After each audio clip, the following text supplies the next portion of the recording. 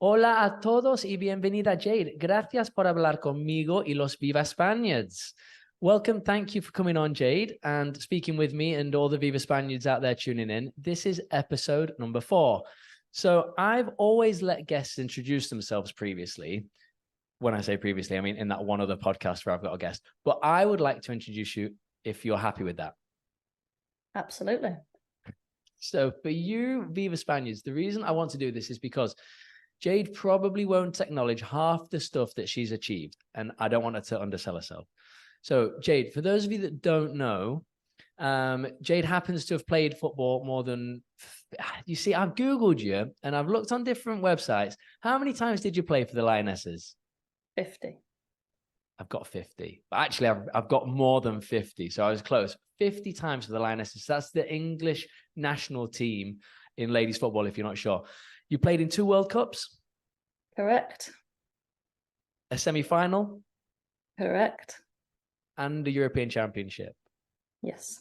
It's not bad, is it? Come on.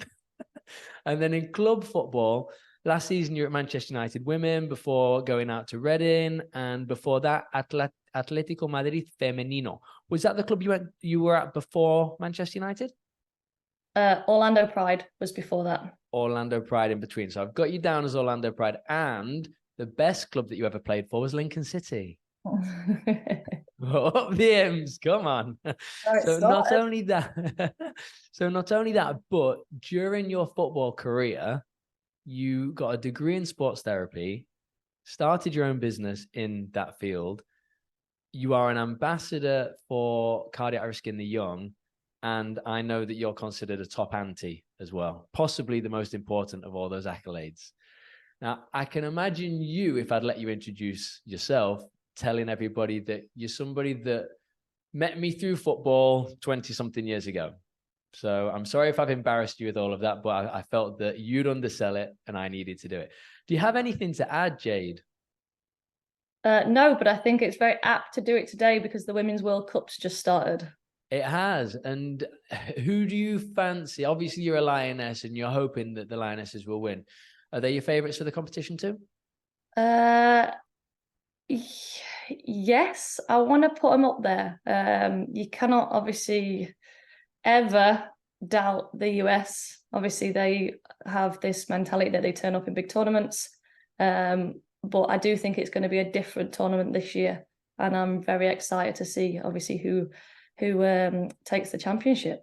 Well, that's it. I mean, the Lionesses are coming off the back of incredible form and tournament football and all the rest of it. So they'll be there or thereabouts, I feel. I'm sure you do too. So tell people how we met, Jade, and how long ago it was. I don't even know how long ago it was.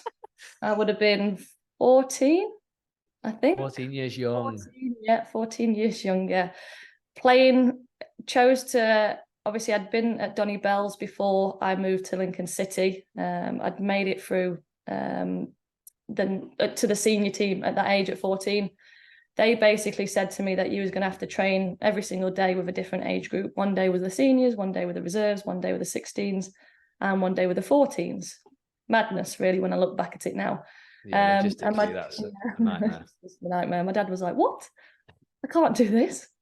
So he reached out, I think, and made some calls and decided that Lincoln was actually in the league below what was called the National Prem at that time, and it was women's football. So he was like, "Why don't we go on trial, go and give it a good go, and see basically what happens."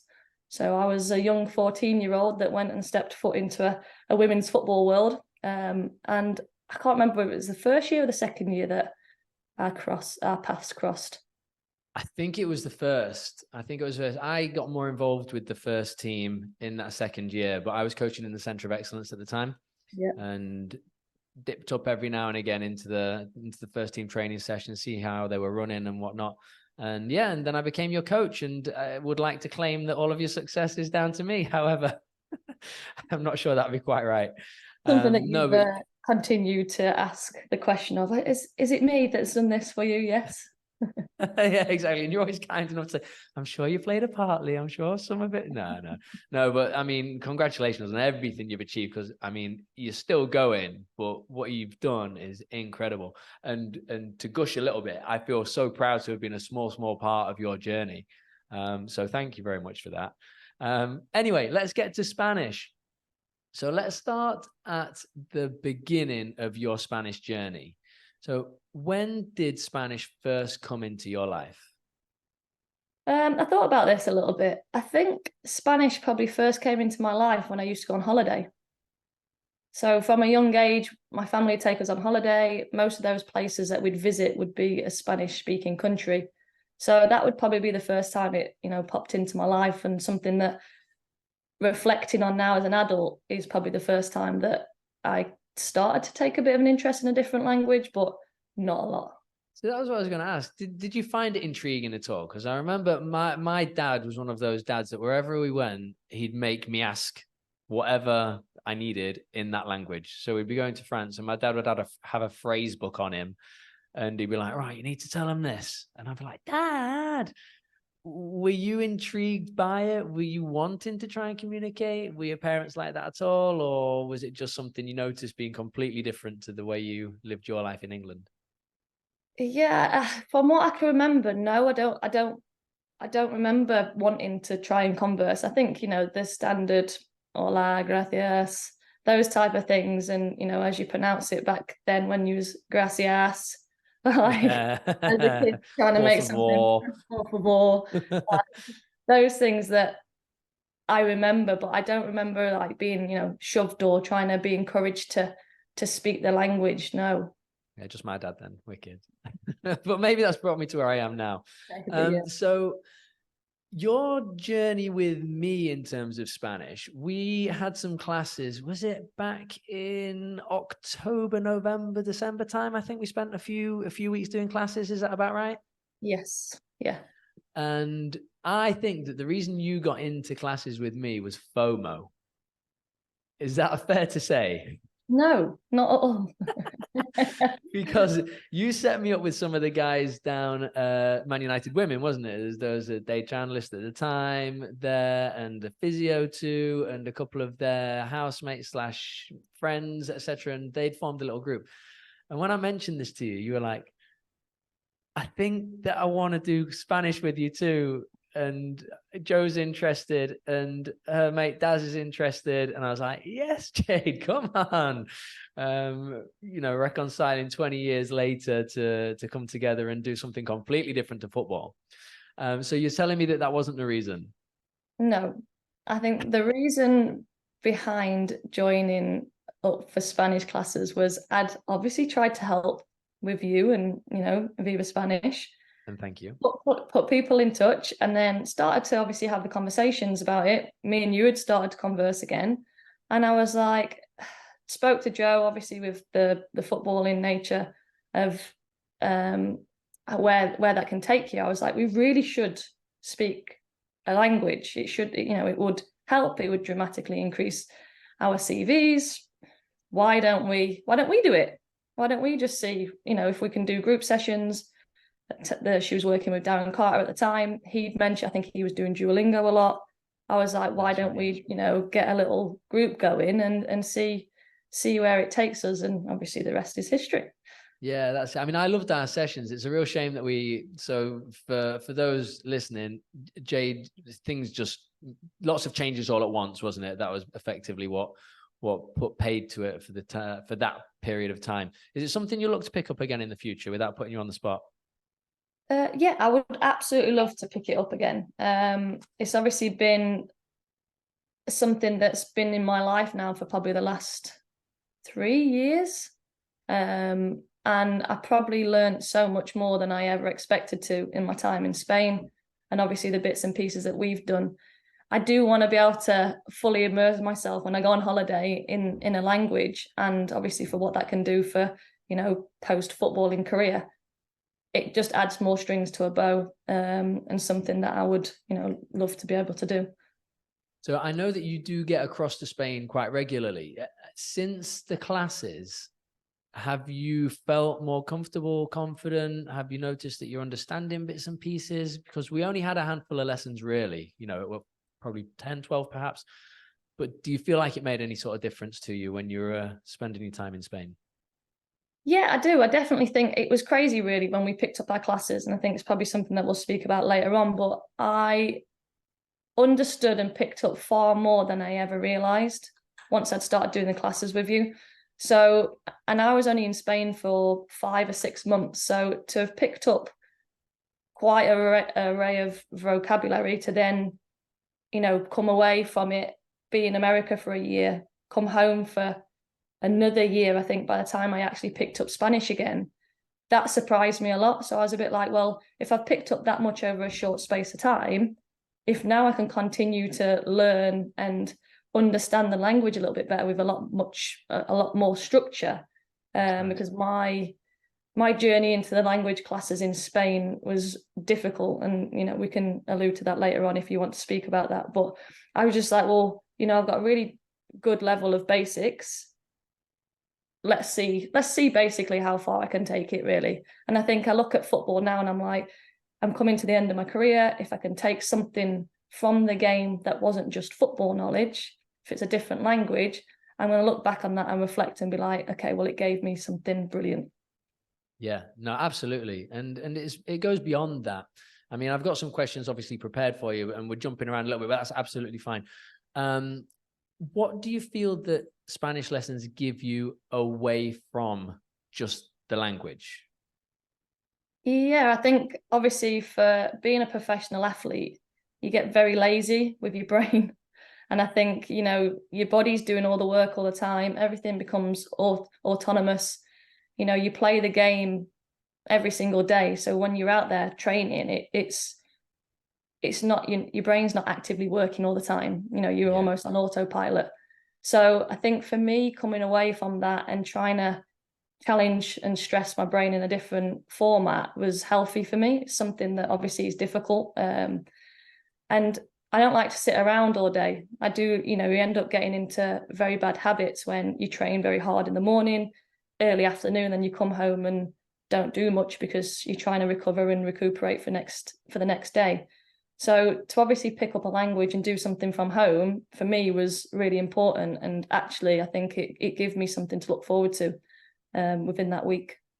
Oh, well, that's very kind of you to say. I look forward to our classes too.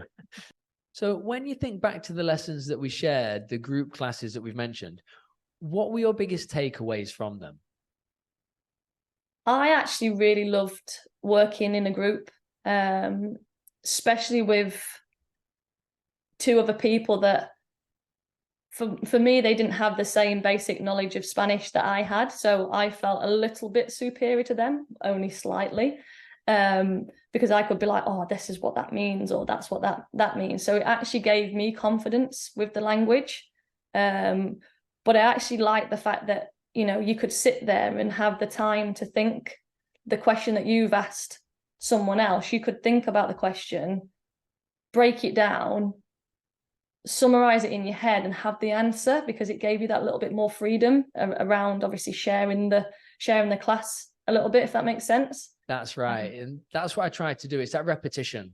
So if, whoever the first victim was, well, they might be stuffed because it could be tienes, like you said, to give the example of, do you have tienes, whatever it might be. And then that your question is going to be a tienes and that they answered with tengo. So that means that's most likely going to be the sentence starter, the verb conjugation that you need. And then you can take it in turns and we repeat and do loads of different questions around the same theme. Did you find the repetition useful of the lesson structure?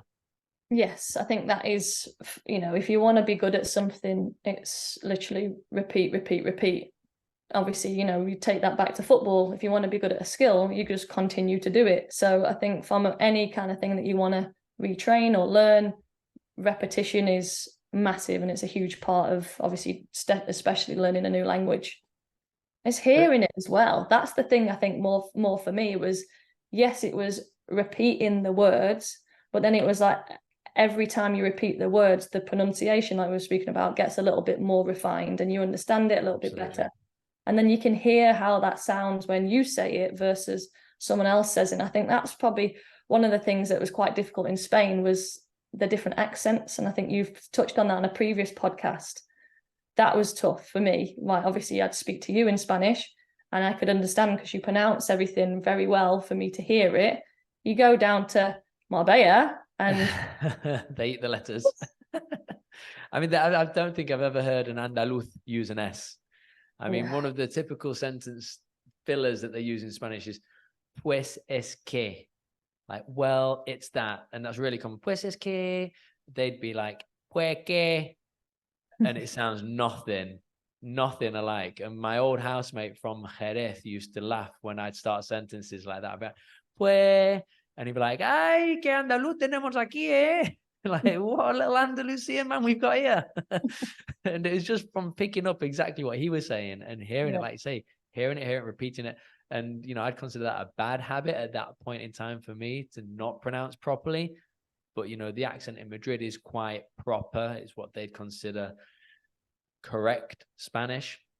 Like a Londoner would probably consider their English to be the purest of all the English accents out there, rightly or wrongly, take it or leave it. But yeah, it's definitely worth investing the time in getting the most immersion into the language as you can for the reasons that you've given. It helps logically with your simple understanding, but it does, like you say, refine the pronunciation element when it comes to you reproducing the sounds too. So no, that's a really good point. Really, really good point. And that is something that I found with the majority of the players that had been there for such a long time. They usually give it a 4-year stint. If you've been in a country for 4 years, usually by 4 years' time, you're fluent in that language. And they used to say as well, once they put a number on it. Yeah, and they used to say as well, once you start dreaming in a different language, that's when you know you've got it. Yeah. I mean, my first Spanish dream, I'll agree with that and disagree at the same time, because I had my first Spanish dream after about 3 weeks of being there, but it was literally me in a crowded place with just noise going on around me. And somebody says, oh, okay, maybe you have to speak Spanish in your dream. That's that's the difference. That's the key to it. Very good. Yeah, no, it's very interesting, and everyone's learning journeys with the language are different, and that is an ultimate way. If you have a conversation with a person in Spanish in your dream, that's progress. That's a real good yardstick for knowing where you are and how you're getting on with it. And I mean, you are somebody that likes to stimulate the mind as well, because obviously you did your sports therapy degree as well during your playing career. So it makes sense that you look to do something to stimulate the brain while being involved as a footballer too. So how did you end up going to Atletico Madrid? Was playing football abroad ever a dream of yours, or was it sort of coincidental? It was massively coincidental. The Spanish league wasn't, being portrayed as the best league throughout the time that I probably chose to go there. It was actually not classed as a professional league, which in my mind was crazy. But my journey to get to Atletico Madrid was a very interesting one. I obviously left Reading at the time and signed for Orlando Pride. I was due to go out there in I think it was the April time. Obviously, April was the time that COVID hit. That's right. So obviously COVID hit, the whole world got shut down, no football was played, and I was left in a little bit of limbo, because obviously in the States, the seasons run very differently than a European league. So they run from April to October time, throughout the summertime, isn't it? Yeah. And obviously the European leagues run, winter to spring. So I was sat in this bit of a predicament, not really knowing whether I was going to be getting out there. They spoke about potentially doing they would classed it as a Challenge Cup tournament, which was going to be in a bubble. I think it was going to be in Utah at the time. And my visa was obviously put on hold because COVID, no one was traveling from country to country. So it was just a crazy time. So at this point in time, I think Orlando had pulled out of the mini tournament. They'd had a case of COVID in the team. That wasn't happening, which then meant I was going from February to the next year of January, not playing any football. So And in terms of ages, sorry to cut you off, in terms of ages, you were, peak fitness, absolutely, prime of your career, and, not that you're not still in your prime, obviously. But I was 29, I think, at that point. So, as like you're saying, as ages look in football, that was peak prime time, peak age to go and, challenge myself in something different. So I looked at it and I was like, I don't know, I either use this opportunity to do something different, or you're bounded by contractual agreements and so on and so forth. So we'd obviously come out the back end of COVID in England, and I think the borders had opened up to Spain. And I remember being sat there in my mum's kitchen and going, we need to go away. We just need to get out of here. So we did. We packed our bags. Your mum loves a trip to Spain, doesn't she? I don't know why they haven't got a house there already. Like, what are they waiting for? I assumed they had. They go that often. I know, right? I wish they had. That's it. Next investment. So we sat there, we conversed, we said, right, well, let's just go. Where are we going to go? Obviously, Marbella. That's where we go all the time. So we booked it. We booked a villa. We've never been in a villa before. We was like, we need to obviously protect ourselves. So, we'll do it the best way possible. So we got out there. I'd had a few conversations with my agent at the time, discussed a few opportunities, obviously said that, I can't wait another 6 to 8 months to be playing football. Is there potentially some sort of option of going on loan? As the story unfolds, Atletico Madrid came in. The problem was... Had your agent actively sought a Spanish move at that point then? Or I don't believe so. I think it might have just been, fate, coincidence. I don't know. I'd have to ask. But obviously at that time, we'd flown out when the borders were fine. And then once we was there, the border thing had happened that if you come back, you had to quarantine for 2 weeks. So we was all sat there in Spain like, oh no, what happens now then? So obviously I'd kind of explained that situation to my agent. They'd said, obviously, there's this potential opportunity at Atletico. They've got quite a high case of COVID cases at the minute. And they've got a Champions League game in 3 weeks, I think it was. Wow. Against Barcelona in the quarterfinals. Home or away? I was like, sounds brilliant. It sounds brilliant. Yeah. So some other professional athletes would have still shuddered at the prospect of stepping into a new team, not knowing the language, not knowing any of the teammates, manager, but you just thrived on it. It almost felt a little bit fate, because I was like, where else would this situation have come from? We was in Spain. So we had the decision right there to make that. I think this got sorted. It was crazy. It was madness, actually, when I think back. I think it got sorted on the Thursday. We was in Madrid on Saturday. Wow. So we was due to fly home on the Saturday, I believe. And instead of getting on our flight, we got the train from Malaga. Wow. Up to Madrid. The AVE, was it the high-speed train? The AVE. 2.5 hours or whatever it was. It was brilliant.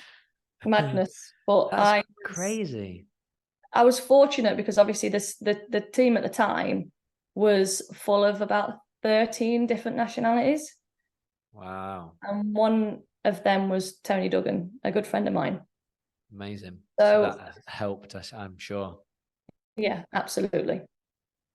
And how prepared, in hindsight, and obviously I didn't know all the details of that story, how prepared do you think you were for life in a foreign country? You had this idea of moving across to Orlando and experiencing life in a different culture, but now it's another culture, but also another language too. Do you look back now and think, I just wasn't ready for that? Or how was your experience in terms of settling in? Well, I was not ready at all. Not only on the language front, I didn't have anything other than my holiday suitcase with me. So I didn't even have a pair of boots. I didn't have any shin pads. I didn't have anything. So from that perspective, I was literally winging it. But the language side of it didn't scare me at all. It was probably more excitement, if anything, to obviously go and, have this opportunity in Spain, go and, you know, submerge yourself in a different culture, different language. That all really intrigued me and excited me more than anything. But yeah, I wasn't fully ready to, you know, understand what that looked like.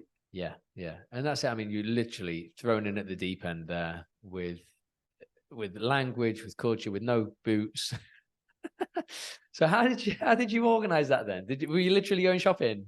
I've heard stories of this in the past where players have had their boots go missing and they've gone down to Sports Direct the day of a game and picked up a pair of 20 quid boots and then gone onto the Premier League football pitches. Is that a similar story?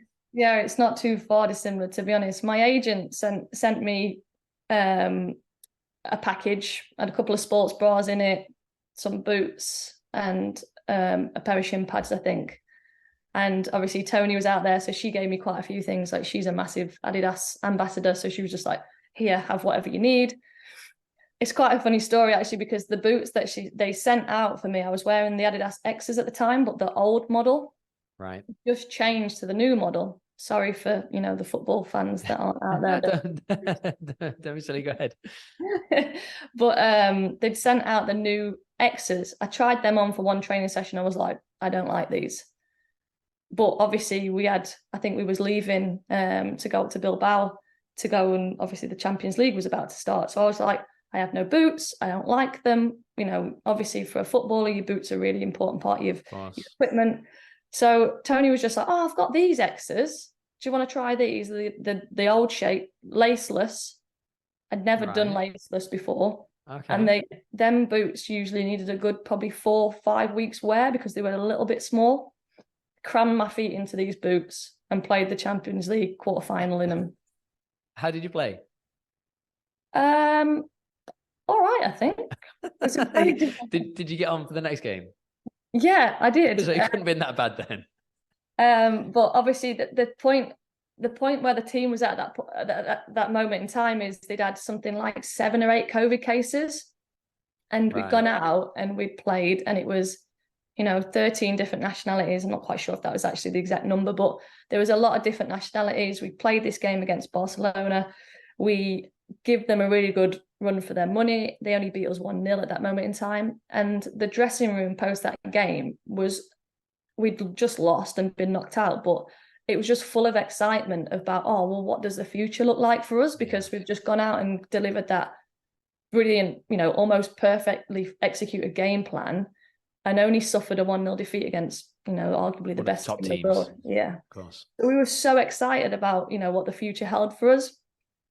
It didn't obviously look like that, obviously later on down the line, but you know, it was a real pivotal moment in my career that was like, oh my God, like we've just done that. We've not known each other. We've, you know, thrown a team together in 5 days, and yeah. Good stuff. Really, I mean, it's impressive because it's not easy. You know, you see in the Premier League when there are a few signings made over the summer and they have time over the pre-season to train together and get some friendlies under their belt before the season starts, and they still don't know what they're doing. The fact that you guys with a few days' notice have come together and done that, yeah, it's something special. So, what were the most noticeable lifestyle and cultural differences that you found being in Spain?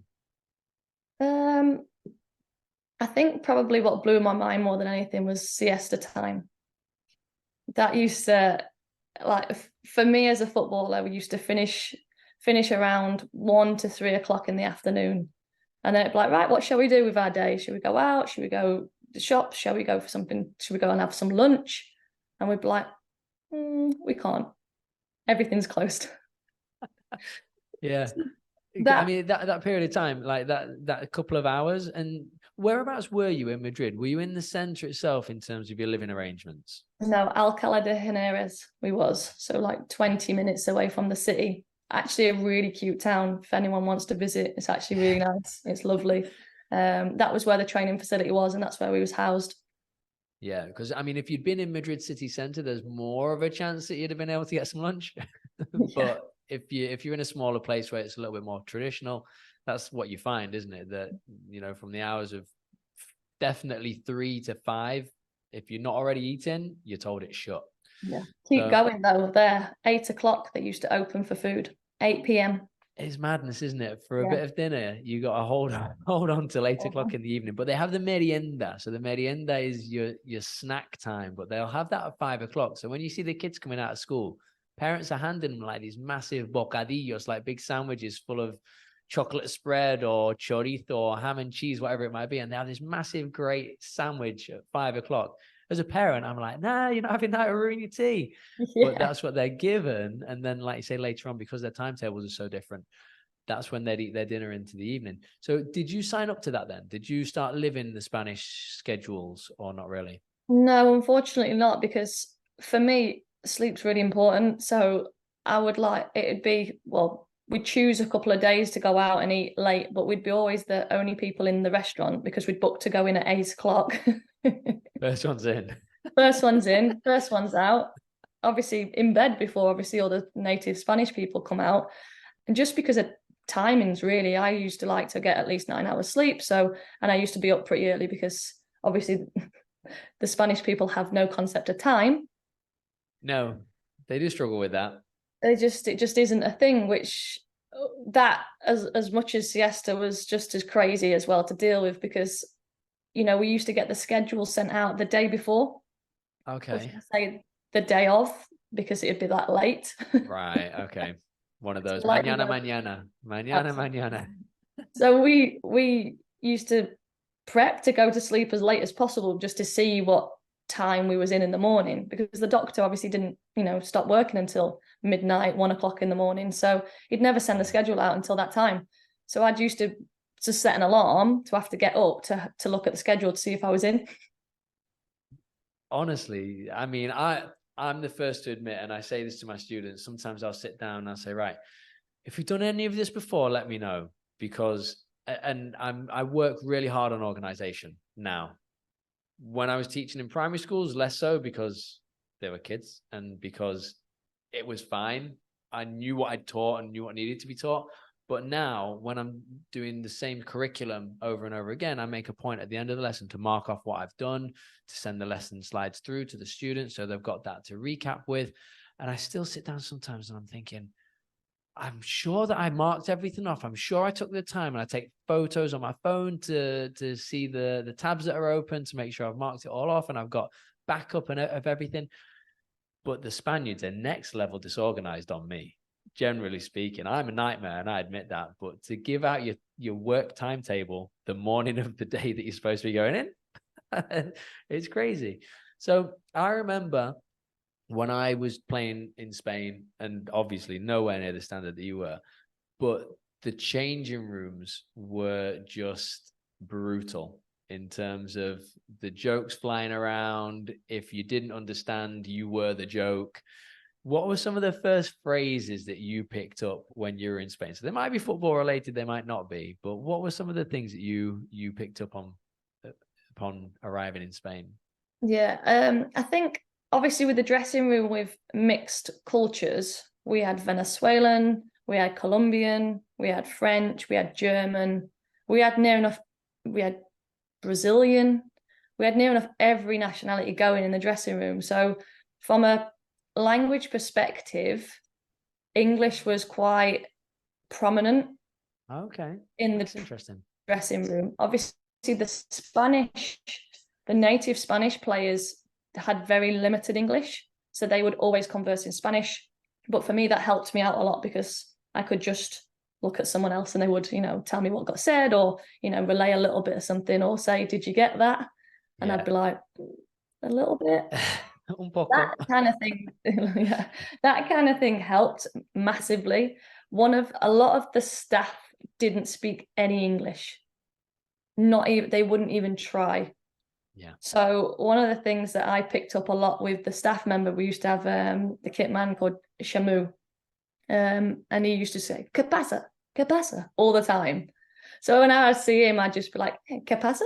Like, have a chat, and then he'd speak Spanish to me, and I'd be like, "No pasa nada." And I just loved saying "no pasa nada." Like, that was just like, because a lot of the time in English, you're like, "No problem, it's fine." Like. So then I was like, how do I say that in Spanish? And that was obviously how, it translates. So I used to love saying those two things, because that was pretty much how a conversation started and how a conversation ended. Yeah, that's amazing, because I teach that sometimes to students when we do greetings. Obviously, you've got your buenos dias, buenas tardes, buenas noches, and I always make a point, buenas noches. Yes, it translates to good night, but it's used as a greeting, as in good evening as well as goodbye. But ¿qué pasa? And people are like, what does that mean? Like, well, literally, it's like, what's happening? What's up? If somebody's looking sad, you'd go up to them and say, ¿qué pasa? And it's more American, I'd say, than English, because we don't so much say, hey, what's up, like Americans do. But it's the same principle. In America, they'll say, hey, what's up? And you reply with, what's up? And you've asked 2 questions and not got an answer. Yeah. And it's the same as in Spain. The lads would walk into the dressing room and they were, hola, chicos, ¿qué pasa? And everyone would just shout, ¿qué pasa? Back at them. And that was it. Conversation over. But yeah, the no pasa nada. That's a good one. That is a good one. And you mentioned the English of the Spanish people that you were around not being up to much. Was there a particular nationality that you thought, do you know what? The people from here really do have a good grasp of English? Yeah, all of the Europeans.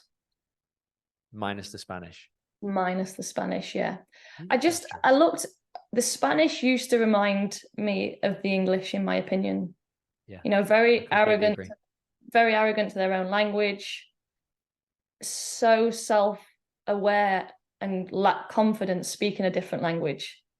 So, you know, rather than, they knew so much more than they ever, you know, let on. Whereas I actually they knew a lot more English than I knew Spanish. Yeah.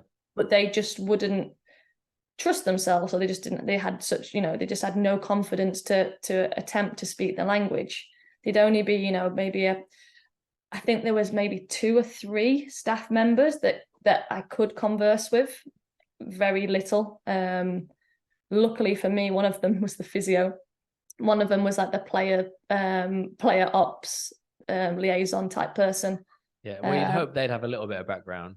Yeah, her English was very good, but like, you know, we could obviously hold a conversation easily. But it was still very broken English. But yeah, you know, for me that was enough. The physio, that was very broken English, but we got there. We had another physio, a female physio, and her English was probably as good as my Spanish. So when I used to get treatment from her, we used to both be like, again, ultra, like, say again, like, and same goes. But we ended up being, in the end, being able to converse loosely. I used to be able to just, you know, say, you know, the law or whatever, to what body part, and then, you know, she'd try and speak her English, because I think a lot of it is probably why, you know, I ended up coming to you, is about feeling comfortable. And did you feel like you did eventually set your apprehensions of speaking aside and eventually just go, do you know what, sod it, you know, I'm here, I'm gonna give it a try? Is that where you got to? In parts, yes. Obviously, when I was out, like in the town or wherever, like, you had to speak Spanish. You had to completely converse in their language, because you wasn't getting anywhere. So you had to just try, and if you got it wrong, you got it wrong. Did you find that helped with improving and learning by getting it wrong, by making those mistakes? Yeah, I also felt that if I go shopping with Tony, for an example, she picked up a lot of the language that she'd heard. So she was just like, oh, they just say tienes, whatever you want him to say. And I was like, okay, well, I'll just do that then, type thing. But I never really, for me as a learner, I like to know why.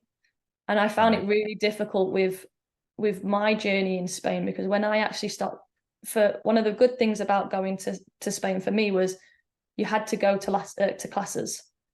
So you had to actually go and study Spanish, because it was one of those things of like, well, we don't speak English, so you need to learn Spanish. So that forced me into learning Spanish. The problem was with me is I was a little bit delayed joining the team. So when I met up with, realistically, because I was only on loan, they probably would have given me a one-to-one tutor, because I'd missed the group classes. But because I was on loan, they went, oh, you just jump in with that group and you'll be fine. So I jumped in with a French player and a German player. Right. They'd had something like 4 or 5 weeks on me in the lessons. How many lessons per week would you have? 2. Okay. Hour-long lessons? Yes. Okay. So I'd jump in and, the structure of Spanish had already been done weeks ago. Yeah. So I jumped into these Spanish lessons and I was just like, I was on like telling the time and things like that when I first went in. And I was like, okay, well, these are quite, neat, like useful information, but I just don't understand why anything sounds or looks different. I didn't have any subcontext behind anything. So I'd struggled really. I like did the whole thing when you go back to school, ended up being a bit of the class clown, ended up, saying, por qué, like, why? Yeah. And then it showed, well, just because it is. And sometimes that flies and sometimes it doesn't. Sometimes you need a little bit more information. And in the teacher's defense, sometimes it just is porque sí, because that's the way it is. And sometimes there's an explanation behind it. And this is where, did your Spanish teacher speak English well? No, not really. He could, but his understanding behind, I think, the English language to the Spanish, they didn't really join up very well. Right, because I find Spanglish helps no end in being able to teach Spanish to English people, because you can look at a sentence, for example, lo tiene aquí, he has it here. But if you translate that, it's he has here. And you can explain that it's because the object pronoun of lo, which is it, comes before in Spanish, before the have. And when students get their head around, all right, so I need to put the it there instead of there, that's good. That's good enough. That's the explanation they need. And they'll say, is it always like that? And you'll say, yeah, it's always like that. No, obviously, without delving into too many, going down other avenues right now. But ultimately, when there isn't another verb in the sentence, that's where it goes. Stick it at the beginning. And is it always correct at the beginning? Yes. So think about that. Stick it there and you'll be good every single time. So I think it does help to have, high levels of knowledge of both of the languages, the person you're dealing with and the language that you're teaching. So yeah, that's interesting. And with the international nature of football, do you feel like since coming away from Spain, knowing some Spanish has helped you?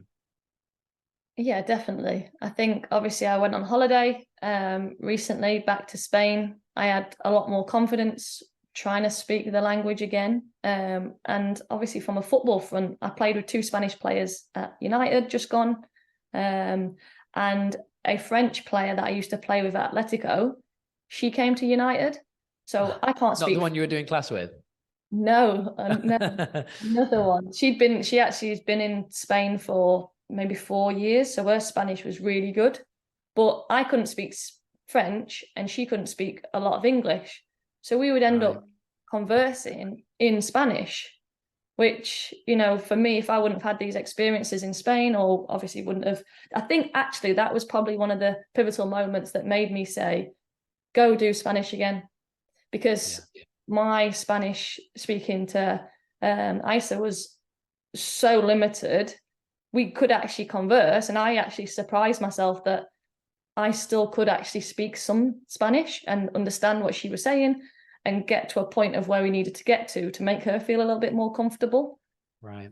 That's interesting. And so obviously being around all of these international people, is there anybody or anything that you think when you look back, that person made such progress and a common factor among those that did so well with the language? Is there anything that you can sort of pick up on that said that's why they got to where they got to so quickly? Yeah, I think so. First and foremost, one of my friends that was Dutch in the team, she was unbelievable because she would translate for all of us Europeans in a team setting English to us.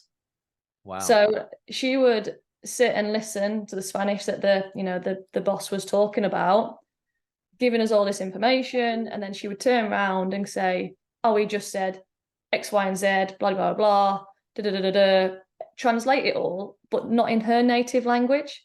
So she was Dutch. She was listening to it in Spanish, understanding it in Spanish, and then translating it back to English. So that's crazy. Yeah.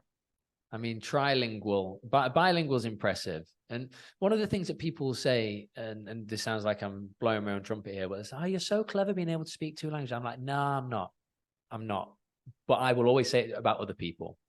For me, it was the immersion that made it feel quite normal, and like I didn't have to make so much of an effort to study and get grammar and learn and do tests. And I suppose your Dutch former teammate would have learned English that way, because I'm sure that they do a lot of English in schools, and that a lot of the Dutch education system revolves around English too, with it being such a prominent international language. But the Spanish side of it, I assume she picked up in Spain. Yeah, absolutely. That's madness. Really, really impressive. Yeah. And go ahead. I was going to say, I think when the kids at that young age learn a different language very early on, they understand almost either to tap into that side of their brain or understand the process of learning a language. And I think that for us as English people, we miss that foundation of either access to the brain, or we just do it too late, in my opinion. We just, at senior school, it's just such the wrong age in my journey to have been incorporated in a new language. It was, I listened to your podcast before with your friend. It was the same thing for me in my class. It was the lesson that you was least interested in. It was a lesson that you could mess around in and not take seriously, because she was like, well, everyone speaks English. When do we need that from? And maybe that's a small town mentality, in my opinion now, being older, being traveled, gone around the world. Actually, the joke's on us now. Absolutely. No, I completely agree with you. And it's interesting because, speaking of neuroplasticity, I've been well into my podcasts. Honestly, I've been listening to this one. Is Dr. Andrew Huberman is his name, Huberman Lab, and he basically talks science. I follow him on Instagram. He's amazing. So I listen to loads of his podcasts, and basically, it's not that I'm clever or anything. It's that he speaks about scientific issues in layman's terms to make them easy to understand. And effectively, one of the things he was getting at was the way you can shape your brain up until 10 years old is perfect for languages. And that's later than I considered. Now, it's not to say past 10 years old, you're stuffed. We're both examples of how that's not true. But the other thing is there are sort of 3 different phases of mindset almost. There's your childhood phase, your teenage phase, and then there's the after that phase. And that normally kicks in at about 25 years old. Because a lot of people will come to me and say, oh, I'd love to do Spanish, but I'm too old. I'm not going to be able to do it now. But actually, your mindset is in a different place to approach the language more positively, in a more engaged way, in a more interested way, compared to the teenage years that we had when we were at school and we just saw it as an opportunity not to do what we were supposed to be doing. Yeah, so absolutely. No, it's really interesting. So when you were in Spain, your time away from the dressing room and away from football and that necessity to engage in Spanish, did you choose to immerse yourself in any other ways? For example, with the TV, Spanish radio, or was it that when you're away from the game and the need to speak Spanish, you were away from it? Yeah, a little bit of both, I guess. Obviously, the nature of football is it was every day. So I was hearing Spanish being spoken, but I was also obviously conversing a lot in English because of, what we've already spoke about, the maximum nationalities one team. But realistically, I think when I look back, the only time that I was probably hearing Spanish differently was via the TV, or when I was obviously going out and living in a different culture. But I only really watched football on TV, which definitely helped from a football language perspective, because obviously what was being said I was picking up daily. Yeah. Obviously the entertainment factor when a goal was scored in Spain will forever live with me. Go. Golden Messi. So that's interesting, because again, I spoke previously about how finding things that you're interested in promotes that learning. You're more highly engaged, you're more sensitive to the vocabulary, and it's all relevant to you, particularly for you in your life as well. Now, one of the things I was really impressed with from our classes was your recall of vocab. Would you say that you've always had a good memory? Yeah, but more on like life things that happened. Actually, I wouldn't never say, I couldn't sit here now and tell you things that I learned in school. I think that's gone now. But like genuinely, I think That's so far back. gone. Yeah, it's gone. And I really enjoyed school, but I think, you know, I genuinely think it's the old case of if you don't use it, you lose it situation. Yeah. And I haven't used that type of stuff, you know, being at school, which is a long time ago. And even I flipped back a little bit to my sports therapy. Like I did that straight after obviously coming out of college. I went straight into university, studied a degree, went into the business side of it, probably, you know, actioned that career path for 3 years post degree. And then obviously football took off. So I dip into that very, you know, minutely throughout the year. And I struggle with that stuff now because I'm not actively on it all the time. Yeah. Yeah. So I think from those side of things, I was like, you know, if you don't use it, you lose it. But from a Spanish perspective, when we obviously started doing our work, I was like, oh, I remember that word. Oh, I know what that means. Your recall of like random vocabulary was incredible, because I say to a lot of my students, we mentioned this at the very beginning when we started doing classes, so I don't expect you to recall it. We'll see it again now, and then you'll be closer to remembering it for the future. You would just have it. It'd be like, I don't know, the word pulpo, but octopus or something like that. I'd be like, okay, now you need to tell me that you like eating octopus. You'd be like, me gusta comer. And then I'd be like, in my mind, I'm like, okay, I'll help her out in a sec. And she'd be like, pulpo. I'm like, wow, where did you pluck that from? So your recall of vocab was incredible. What were some of the things you found trickier, though, about Spanish in general, or about some of the lessons that we shared? I think what will probably be my struggle with the language for forever, in my opinion, will be the pronunciation. I think I don't know, I think obviously having a very northern twang doesn't help. You know, obviously Tony, for an example, that I spoke about, is a Scouser. Oh, so she's really stuffed. No, because of her ability to like roll her R's and things and have that. Oh, okay, I can see that. You know, voice. She could pronounce all the words very well. And Joe, for an example, is really good at accents. So she could get into the Spanish accent and deliver the pronunciation really well. Whereas that's something that I really struggled with and continue to struggle with. But when I know how it sounds and I can almost do it in my head first, yeah, I've noticed that I'm a lot better, you know, producing those sounds. Yeah, producing those sounds better. But I just think from my side of things, that is going to be where it's always going to be a bit sticky for me. It's really interesting that you say that, because I'm preparing something for the next episode of the podcast, and it's about having been told tienes buen oído, and that expression is you have a good ear for something, and it stumped me at the time, because what they were telling me that I spoke Spanish really well, and the compliment they used was tienes buen oído. I'm like, what do you mean? I'm speaking it, not hearing it. And I asked somebody about it, and they're like, no, you must be able to hear the sounds that other people are producing so clearly and interpret them and then reproduce them the way that you'd heard them. That's the impressive part of it. And I think one of the things that when we spent the time working together, that really did come a long way with you. It really, really did improve, because at the beginning there was quite a thick Englishness to the way that you were saying things. But after we spent the time looking at the different pronunciation, and me being quite insistent, like I said, next podcast speaks about this, but being quite insistent, because the impression that you give of yourself when you're speaking, if it's got a thick accent, even if your Spanish is amazing, it comes across as less so because you sound English when you're speaking. Yeah. You know, and that's one of the things. But no, I feel like, yeah, it was a little bit of a barrier for you to feel as confident as you possibly could have. But it's always improvable. You know, you can always work on something like that. But Jade, it's been amazing to catch up with you. It's been a little while since we've spoken, and I miss doing class with you, and I miss seeing your cat. Where is your cat, by the way? Because your cat used to come and walk across your laptop every time we had class last time. Yeah, look if she's here. No, she's either outside or she's upstairs asleep. So she obviously is. It must be. I think she's Spanish.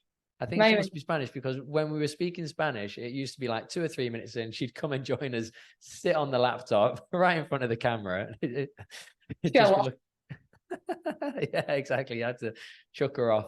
Well, I hope that we can pick up our classes again soon, because they were a lot of fun. I enjoyed it, and you made amazing progress. And you'll be able to soon enough repeat the words that I use at the end of every podcast, which is la próxima vez más y mejor.